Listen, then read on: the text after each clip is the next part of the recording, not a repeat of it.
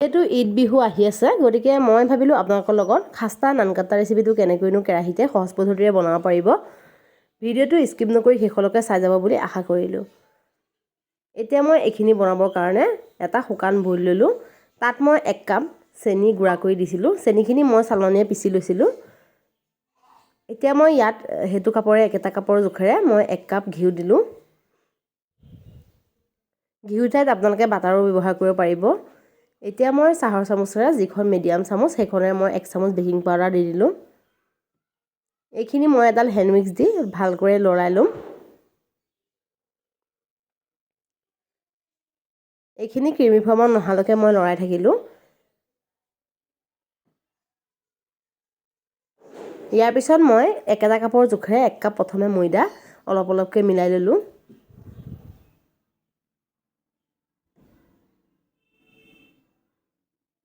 ময়দাখিনি একেকোবে গোটেইখিনি ঢালি নিদিব, কিয়নো যেতিয়া ভালকৈ মিক্স হওঁতে অকণ প্ৰব্লেম হয়। গতিকে মই যিহেতু এইখিনি ময়দাখিনি মই গোটেই কাপটো অলপ অলপকৈ মই মিক্স কৰি গ'লোঁ। এতিয়া মোৰ হেণ্ড মিক্সডালৰ প্ৰয়োজন নাই, এডাল মই আঁতৰাই দিম। এতিয়া মই যিহেতু হাতেদিয়ে ডোটো খচিব লাগিব, এতিয়া মই লাহে লাহে ডোটো হাতেদিয়ে খচি গ'লোঁ। এতিয়া দেখিছে আপোনালোকে আৰু অলপ ময়দা প্ৰয়োজন, গতিকে মই আৰু আধা কাপ ইয়াত মই এড কৰিম। একেটা কাপৰ জোখেই ল'ব আৰু আধা কাপ মই এনেকৈ দি ভালকৈ ডোটো খচি গ'লোঁ।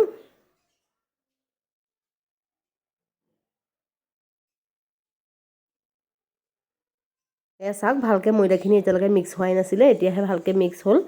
এতিয়া এয়া চাওক, মই হাতেদি লাডুটো কৰিলে হৈ যায় তেনেকুৱা এটা ফৰ্মত হ'লে ডোটো হৈ গ'ল বুলি গম পাব। বহুত বেছি খচিও নাথাকিব আটাৰ দৰে। এতিয়া এইখিনি লাহে লাহে মই যিখিনি নানকাটা শ্বেপ মই দি যাম। অলপমান টেপি দিছোঁ, যিহেতু নানকাটাটো অলপ চেপেটা নিচিনা হ'লে ভাল লাগে দেখিবৰ কাৰণে। এতিয়া মই এইখিনি যিটো মই অলপ অভেনত আৰু অলপ কেৰাহীত আপোনালোকক মই দেখাম। যিহেতু সকলোৰে OTG বা অভেন নাথাকে, গতিকে সকলোৱে বনাব পৰাকৈ মই আজি ৰেচিপিটো আপোনালোকৰ লগত শ্বেয়াৰ কৰিলোঁ। এতিয়া এটা কণী মই ভাঙি ল'লোঁ। ব্ৰাছ দি মই অলপ ওপৰত মই ইয়াত ৱাছ কৰি দিম। নানকাটাটোৰ ওপৰত এনেকৈ অলপ লেপ দিলে কালাৰটো অকণ ভাল দেখা যায়। আৰু ইয়াৰ ওপৰত চেৰি বা পিস্তা বা আপোনালোকে যদি কাজু আমণ্ড যি দিব বিচাৰে বা বেলেগ যদি কালাৰ দিব বিচাৰে তেতিয়াও দিব পাৰিব। যদি কণী এটা লেয়াৰ দিয়া যায় তেতিয়াহ'লে যিখিনি বস্তু আমি ইয়াৰ ওপৰত এড কৰিম ভালকৈ লাগি ধৰে, সেইবাবে মই অলপ কণী তেনেকৈ মই লেপ দি ল'লোঁ। এতিয়া মই এটা কেৰাহীত নিমখখিনি গৰম হ'বৰ কাৰণে ৰাখি দিম 15 মিনিটমানৰ কাৰণে। লগতে মই এখন ঢাকনাও দেখিছে আপোনালোকে, যদি কিবা ষ্টেণ্ড আপোনালোকৰ থাকে কুকাৰত দিব পৰা তেনেকুৱা ষ্টেণ্ড হ'লেও দিব পাৰিব। এতিয়া মই যিহেতু 15 মিনিটমানৰ কাৰণে হিট হৈ গৈছিলে নিমখখিনি, এতিয়া মই ইয়াত নানকাটাখিনি মই যিখন সৰু প্লেটত মই বনাই ৰাখিছিলোঁ এইখিনি মই কেৰাহীটোতে তুলি দিম। সদায় কেৰাহী গেছত দিলে, কেৰাহীত যদি দিয়া যায় তেতিয়াহ'লে টাইমটো অকণ বেছি লাগে। সেইখিনি মই 50 মিনিটৰ কাৰণে বেক হ'বৰ কাৰণে ৰাখি দিলোঁ।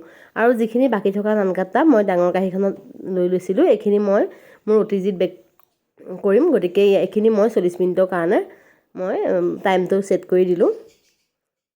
এতিয়া এয়া 40 মিনিটৰ পাছত চাওক, মোৰ নানকাটাখিনি প্ৰায় হৈ গৈছে। কাৰণ নানকাটা যদি ফাটি যায় বা কালাৰটো এনেকুৱা অলপ হৈ যায় গম পোৱা যায় কেনেকুৱা হৈছে। এইখিনি মই ঠাণ্ডা হ'বৰ কাৰণে ৰাখি দিলোঁ। এতিয়া যাওক কেৰাহীটোলৈ, যিহেতু মই সেইখিনিও 50 মিনিটমানৰ কাৰণে ৰাখি দিছিলোঁ। এইখিনিও সম্পূৰ্ণ 50 মিনিট হোৱাৰ পিছত এয়া চাওক, কেৰাহীটোত বেছিহে ভাল হৈছে, ভালকৈ ফাটি গৈছে আৰু কালাৰটো অলপ ধুনীয়াকৈ ডাৰ্ক হৈ গৈছে। এইখিনিও মই ঠাণ্ডা হ'বৰ কাৰণে কেৰাহীৰ পৰা নমাই ৰাখিম। কেৰাহীৰ ওপৰতে আপোনালোকে ৰাখি নিদিব বা অভেনৰ ভিতৰতো ৰাখি নিদিব, হয়তো জ্বলি যাবও পাৰে বা কালাৰটো বেছি তলটো হৈ যাব। এইখিনিও এতিয়া মোৰ ৰেডি। এয়া চাওক তলটো কিমান ধুনীয়া এটা কালাৰ হৈছে, এয়া আপোনালোকে দেখিছে। মই অলপ ভাঙি দেখাই দিছোঁ। যদি আপোনালোকে অলপো হেল্পফুল বুলি ভাবিছে মোৰ ভিডিঅ'টো চাই, তেতিয়াহ'লে লাইক কমেণ্ট আৰু শ্বেয়াৰ কৰিব। আজিলৈ ইমানে আছিলে, পিছৰ এটা ভিডিঅ'ত আকৌ লগ পাম।